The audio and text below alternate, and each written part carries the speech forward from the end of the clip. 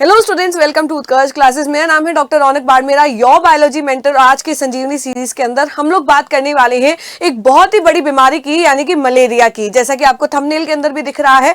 पर बच्चों, इसके लिए मलेरिया बीमारी के लिए बहुत ही लंबे समय से बेचारा जो ये मच्छर है ना, वो बदनाम है। और हम लोग भी यही सोचते हैं कि मलेरिया जो है वो इसी मच्छर की वजह से होता है। पर आज मैं आप लोगों की गलतफहमी दूर करने वाली हूँ, क्योंकि मलेरिया मच्छर की वजह से नहीं होता है। बिल्कुल सही सुना आपने।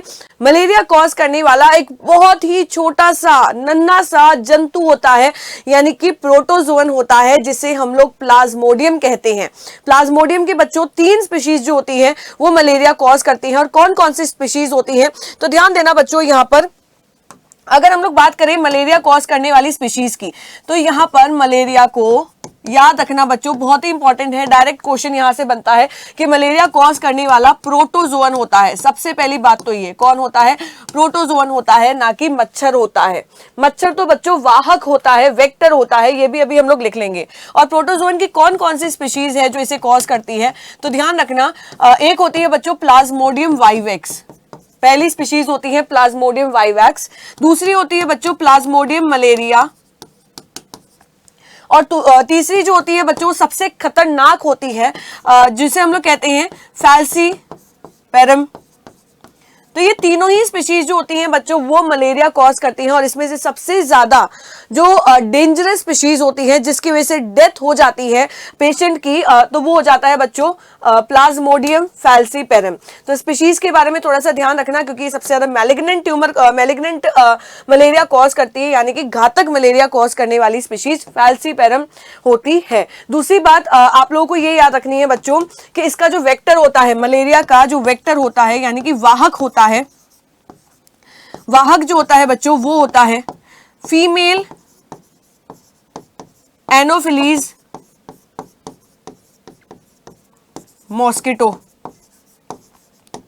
मतलब बेचारा मच्छर जो है वो तो सिर्फ इस बीमारी को फैलाने का काम कर रहा है, बट एक्चुअल में ये जो प्रोटोजोअन्स होते हैं वही मलेरिया को कॉज करते हैं। आगे देखते हैं बच्चों। आज के सेशन के अंदर हम लोग एक बहुत ही इंपॉर्टेंट साइकिल पढ़ने वाले हैं इसी प्लाज्मोडियम की, यानी कि प्लाज्मोडियम वाइवेक्स की कह दो, तो इसकी हम लोग लाइफ साइकिल को डिस्कस करने वाले हैं।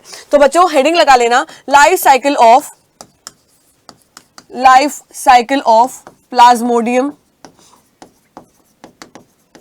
Life cycle of Plasmodium. और अगर हम लोग यहाँ पर देखें तो बच्चों आज की क्लास के अंदर मैं आप लोगों को बताने वाली हूँ कि किस प्रकार से ये प्लाज्मोडियम जो होता है वो मलेरिया कॉज करता है।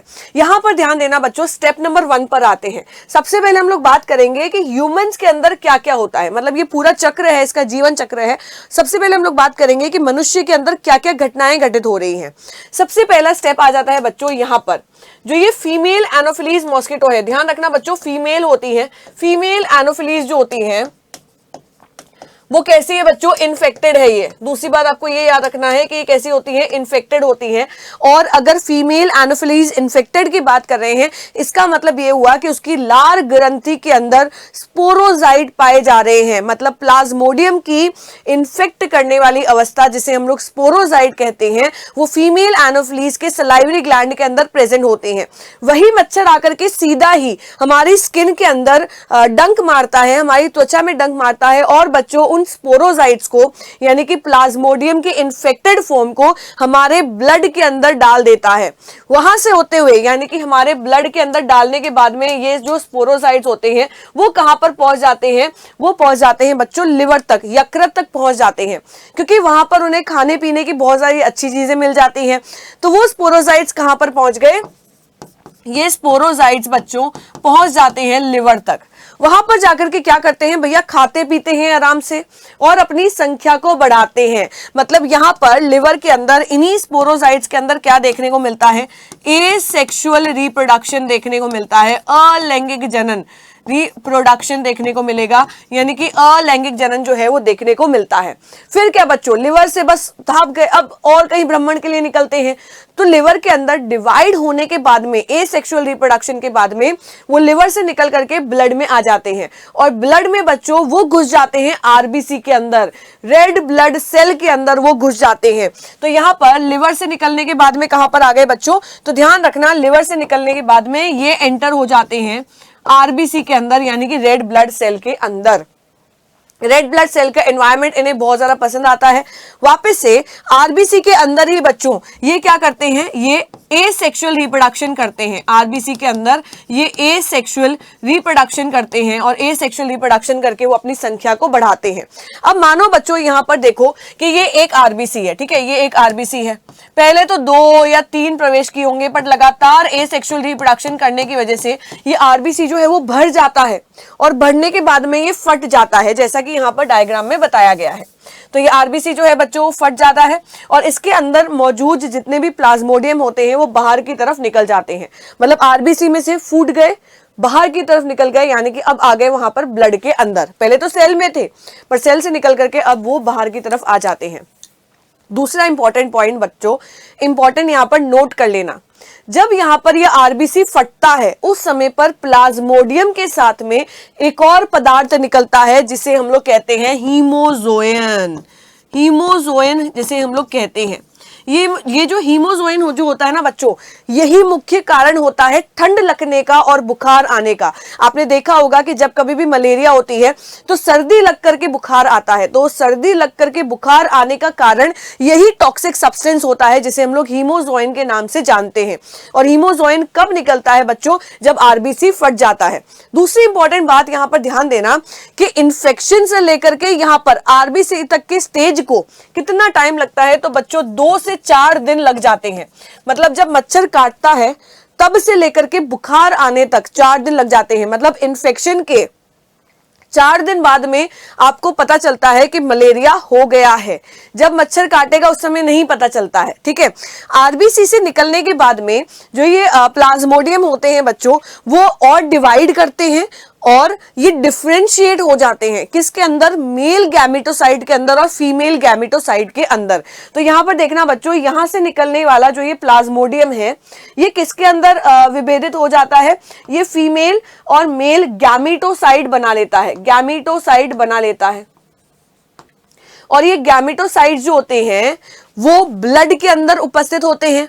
वापस से कोई दूसरा मच्छर आएगा, हो सकता है सेम मच्छर भी आ जाए, हो सकता है कोई दूसरा मच्छर भी आ जाए।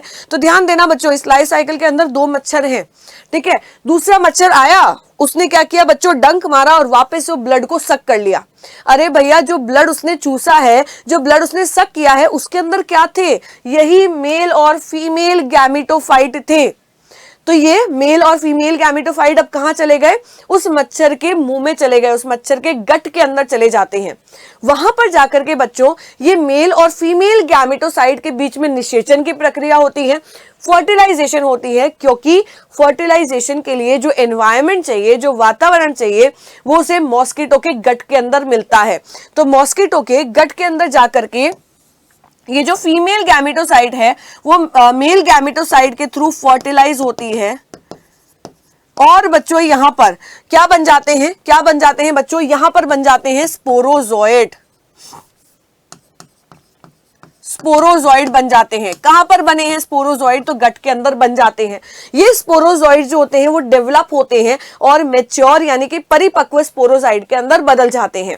जब ये स्पोरोजोइड परिपक्व हो जाते हैं उस समय ये मॉस्किटो के गट में से निकल करके कहां पर आ जा रहे हैं बच्चों, मॉस्किटो के गट में से निकल करके ये लार ग्रंथि के अंदर आ जाते हैं, यानी कि सलाइवरी ग्लैंड के अंदर आ जाते हैं। तो यहां से जब वापस से यही मच्छर किसी दूसरे आदमी को जाकर के काटेगा तो इनमें से बच्चों स्पोरोजोइड जो होते हैं वो वापस से कहां पर चले जाते हैं, वो वापस से ह्यूमन के अंदर एंटर कर जाते हैं। तो आपको यहां पर 2 पॉइंट जो है वो इंपॉर्टेंटली ध्यान रखने हैं कि पहला पॉइंट, एसेक्सुअल रिप्रोडक्शन जो होता है बच्चों वो ह्यूमंस के अंदर होता है और इस प्लाज्मोडियम का जो सेक्सुअल रिप्रोडक्शन होता है, इस प्लाज्मोडियम का जो सेक्सुअल रिप्रोडक्शन होता है वो सेकंड होस्ट यानी कि मॉस्किटो होस्ट के अंदर होता है।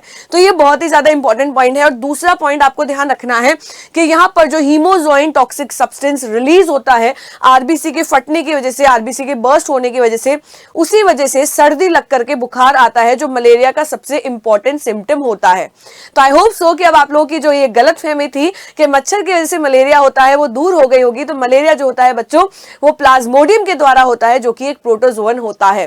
तो अपने आप का बचाव करें ऐसी बीमारी से। और इसी के साथ में हम लोग इस सेशन को खत्म करते हैं। मिलते हैं हम लोग कल के सेशन के लिए। तब तक के लिए बच्चों stay tuned, see you tomorrow in the class. Thank you.